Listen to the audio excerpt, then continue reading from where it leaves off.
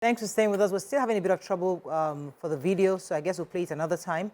But we had to just move on to another topic. So there was one that really went viral yesterday. During the swearing-in of Right Honorable Tajudeen Abbas, there was a bit of a drama that many of us observed, where two wives were trying to take position with him while he was taking the oath of office. In the video, according to the reports, which we can't confirm, the report said that the second wife was there right behind him as he was about to take the oath. And then a few moments later, the first wife came, pushed her away, and tried to stay behind him exactly because maybe she's the first wife. And obviously, various conversations have come up on the role we play, especially in a polygamous home. Understanding your role, first wife versus second wife, public display of these kinds of behaviors, how right is it, and what could the husband have done to prevent it? What could they have done in the house to ensure this? What are the strains that are happening in these kind of homes that shouldn't have come out to the public? So that's really the conversation. I'd like to really hear from polygamists. I would like to hear from you. If you have 2 wives or 3 wives, please call our numbers because I'd like to know what you do and how you manage that positioning at times like this. You can call us on 081-270-53687, 091-390-7694. You can also tweet us at TVC Connect. Please hashtag YourViewTVC so we can read your tweet.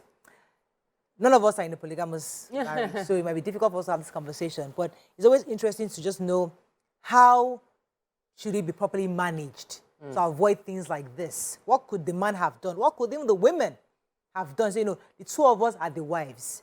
This happens when they call us, we go together hand in hand. I've seen marriages, and thank God I'm from my own family, and people I've seen marriages where they have, both wives have an understanding. The 2, 3, 4 wives have an understanding that we are together in this. So there's no way that the man will be standing and all of them will not be there. They will all be there. So what could have happened in this situation? Why? Yeah, so the operative word here is understanding. Yeah. And understanding must definitely have happened with communication. First of all, I know a lot of people are calling the first wife out. They say that the way she conducted herself was not respectful of herself as a woman and also her husband, you know, and their family. But we also know that sometimes when the emotions kick in like this, and especially if you feel that I've always been the bigger person, I'm always the one understanding, and yet at this very important occasion, you think you're going to sideline me, I'm listening to no logic, I'm listening to no one. Today, I will set myself, they will know. People want to push me aside, not today. So I understand the emotions of where that is coming in, and I understand the etiquette of how to handle it, which is forget about it in public. When you go home, you discuss it. But like I said before, if communication brings about understanding. So if there's no communication, when I saw that, I just blamed the man. Because I know there was no communication. 100%. There was no sitting down with these women and saying, okay, this is where we have found ourselves. And you embarrass yourself. And you have not communicated for many other things, because if you are open for them to come to you and have communication, this would not have happened. But shouldn't they know better? No. Because everybody has a right. First wife may say, I have a right as being the first wife. I've been there from the beginning. We did this journey, Second wife may say, you may have been there from the beginning, but it was my political connections that got him here. So they are different. So everybody there has a right. So it's either you bring those 2 women together with you, 4, you bring them together, all of you stand there, or you discuss with them and say, this person is the person that is coming. You, after the swearing in, we will do a reception. You are in charge of reception. If no communication was made, that's what will happen. That's how I see it. If you want to be in polygamy, you must know that polygamy is not for the weak. Yes, weak men are not supposed to be in polygamy because they will mess things up. A man must be able to put his house in order. This was highly embarrassing for the kind of position that he is taking. The question is, if you cannot even rule, you cannot even be a leader in your home. So how do you think you want to be a leader here? So you must be able to hold your space and say, this and this is how I want it. Everybody must sign and be in agreement before we go outside. If you embarrass me from there, go to your father's house. You must take that stand. Women, yes, now. You know, I came from a sort of polygamous home. Who can make you sign? Can anybody make you sign? Nobody. I'm Make very you if you sign, you no go respectful sign of my anything. No be you. If you put your foot down and you say, this and this is how we're going to have it, and we come to an agreement, of course, everybody will respect it, especially outside. You don't wash your dirty linens in public now. When you come into the house, then you talk about it.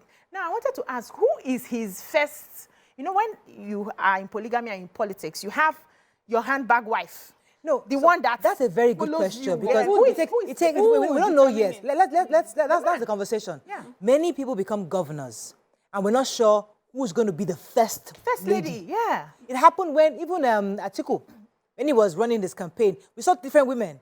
Before we saw the one that we're used to, Madam Titi, Mrs. Titi Abubakar.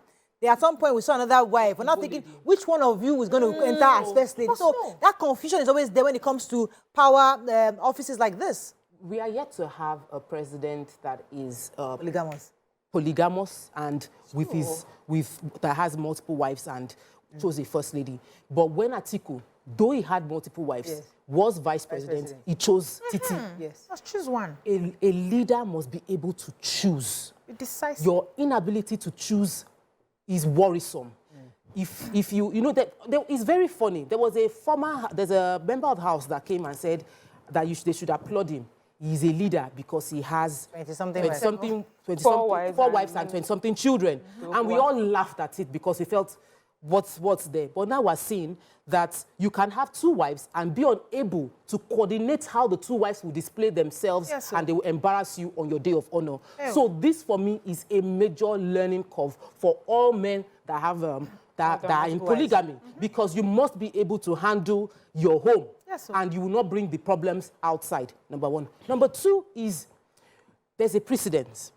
There is a look on the wife that came in, like, I'm not having it today. Yes, today. There was a look on her face like, I am not going to allow this happen. She used her body to shove the other lady away. And they were trying to appeal to her. There was a man beside her, so appealed to her, and she was shaking her head like, I'm not going to take this. There are many women that keep quiet in marriage, and quiet women get cheated in marriage. In polygamy. So maybe she's in life. Maybe she's been quiet one. Yes. It looks that way. It looks that way. And a lot of times when you get into polygamy, you are the passive, you are the kind, you are the gentle one. Everything gets to happen. The day you now decide to show up, they will now say it's an embarrassment. I think that it is impossible, that it is important, just as we're asking the men to be decisive, women, even if you've been quiet all your life, from today, as I watch our show, start speaking up politely. Yes. But let your boundaries be clear.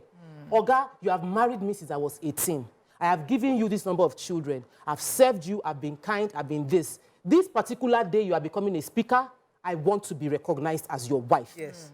A woman should be able to make that statement. You know, you should be able to say, if your husband is unable to decide, you should be confident enough to say, I want to be the one. Yeah. Don't be waiting. Hoping that he will think it. Hoping. So you are married as 4 wives in the house, and you are hoping, you are doing political campaign, all of you are competing and hoping that you be the one. You cannot go and demand for what you want. You can lay out your good reasons, your strong reasons for why you should be recognized. And it should be okay. Even if you don't get it, you know that at least you tried. So not that you'll be a victim all your life. Wow. So this conversation also brings to bear the fact that any small conversation, Nigerian men say, we are polygamous in nature.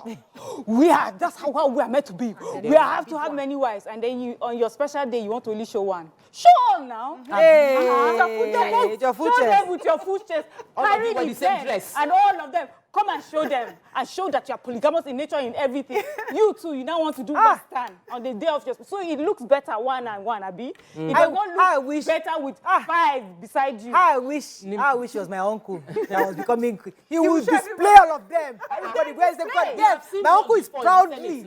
We've seen one in the Senate that his wife came, and all of them... Do that. Let's do that. So I think if you have more than one, if you are going to bring up anyone, you bring everyone up, or you don't bring up anybody. Exactly. It's not fair. Or you tell them that this is how we are going to share it. You come here, you come there, you come. So I think what happens that make us see things like this in public is when somebody has not been speaking up for herself for a very long time. So you know when you are the reserved person, you want to wait till it's up to your neck, till it reaches the brim. You don't quickly stand up for yourself. If they've started having this conversation early on. I'm sure this is not the first time they're doing this sort of thing to her. But every time they do it, she puts her foot down. And when they get home, not in public, I'm not going to have this. This must not repeat itself again. The man would have been rearranged to understand that I can't do this. I must have a conversation on how this is done. But because you keep quiet over and over, then I assume that when I get home, I'll just rub her head and she'll overlook it. So women need to begin to stand up for themselves on time.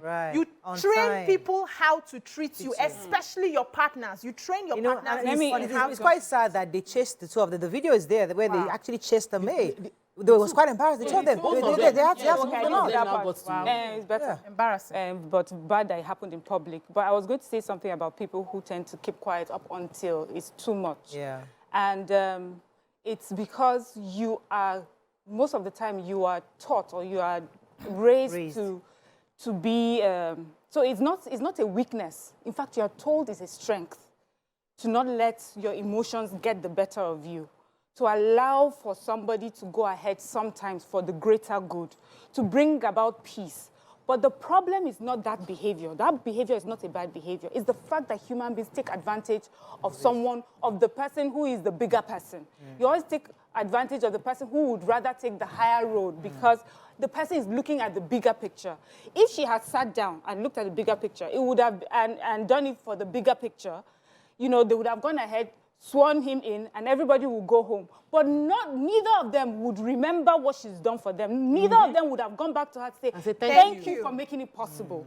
And they have done that to her over and over. I'm just for just a hypothetical situation. They might have done that to her, you know, over and over again. And that lack of gratitude, that lack of acknowledgement of someone's good intentions and good behavior can lead someone to behave like that. Because I don't want people to feel that people who are willing to do the best for the bigger picture are doing something wrong. They are not. Well, we need to call out people who are ungrateful, who refuse to acknowledge that, and who take advantage of people that do the right thing. So, for example, ingratitude could be like, okay, you're the second wife, and because you're younger, you're more agile, you can do a lot of things, I let you slide, you and the guy, I let you, I'm the older wife, I let you do things, I don't even get involved. But then, certain areas, maybe he becomes governor. And now you don't want to come and stand there. Uncle, auntie, I am the first wife. This is my time of honor. No, let me give you an example. Let me give you more example. The example where we are the ones dragging our position. It's embarrassing to me, personally. It shouldn't get to that point where you're not honored in your position. You have to fight for it, and you're with a man who's supposed to protect you. He should know better. It's the failure of the man. It's the failure of the man to protect you. So I can't be dragging, I'm the first wife. Didn't you know I'm the first wife? You should do the right thing. But if he does not do it, you will help yourself. That's it. And if you have not been That's for men who can do it. So a lot of Nigerian men, we just keep quiet. If you can marry 4, if you can marry 2, then you must be able to do it. It's part of the tenets of Islam that you don't marry the one when you cannot. You don't love one more than the rest. You have to be able to treat them equally. So if you're unable to do that, then you have violated the tenets of the Islam that gives you permission to marry more than one. But on one side, you know, we tend to, I feel people are allowed to change their mind. I could have been a very, very passive, sweet person since forever. And then one day I realized that I can wake up. And every time you wake up, it's okay to wake up. So some days, permission now, wake up on one side. On another side is the flaw. Since we legislate over everything, you know that the Bible says a pastor, you know, you cannot become a leader in church except you are a husband to one woman. Why? Because of these kind of situations. Maybe as on the floor, we will make it a lawyer. If you want to aspire for position, even if you have multiple wives, you must be able to show that you have coordinated your internal affairs properly. And we see one presents one. And presents one. Yes. You can present your 4 or present your 2, but coordinate, Present with your full chest. Yes. So, but there must be a framework to ensure that nobody will be feeling left out when things like this or honorable situations happen. And there are some international platforms that will not give you opportunity to bring 4 wives or bring 3 wives or bring 2 wives. So you must agree within the house. We'll be rotating it one by one. Who gets to go on this kind of trip? You know, I was going to give an example earlier. I said the reason I don't want people to go away thinking that someone who is willing to let go is passive, or the person is a doormat, or the person does not know what they're doing. Because there are some people, they are very aware of what they're doing. They are confident, but they have decided for the greater good.